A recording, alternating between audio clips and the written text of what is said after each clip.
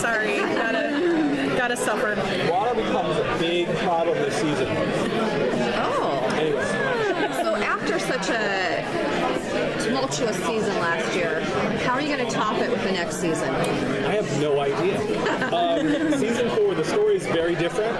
You know, we change it up every season. I do that for a lot of reasons. One of them is just my own creative, wanting to stay excited about the story itself. The characters obviously remain consistent, but the story changes. And so season 1 was our origin story, season 2 was mild weather, season 3 was the AI story, and season 4 is the Earth strikes back. The environment itself starts to break down.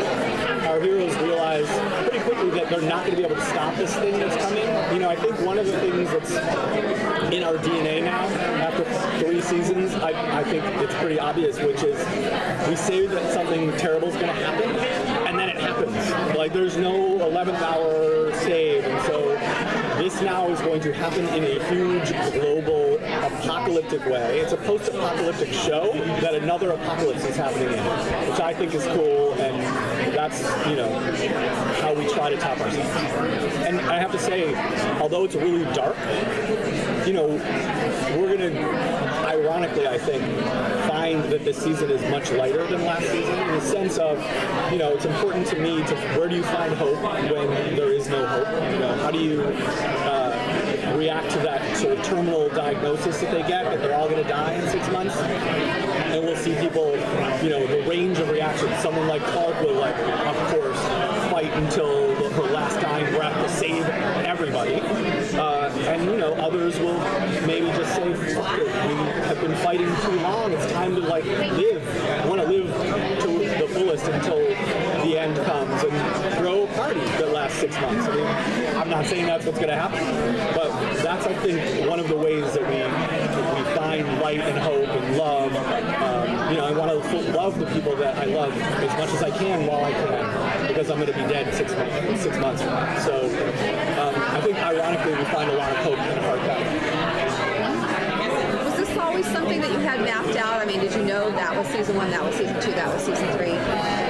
Yes and no. I mean, I have sort of an end game in mind that we're aiming for, but because we sort of change things up and I like to tell different stories every season, it's really endlessly expandable. But if I come up with a story that I love, I can say, okay, well, we're going to push the end game story out a little bit and tell this story this year. And I have, 12 really talented writers that are working in the office with me, and everything always gets better when it goes through the writer's room process. So if it wasn't all mapped out, I come in every season with a plan and with a big story, and then we figure it all out as a group together. The cast has been kind of split the past couple seasons in different locations. Are we going to see more of them together, or are they going to be split again? Yes and no. I loved it in this season when the delinquents finally made it back together. That was obviously a great sort of energizing sprint to the finish thing.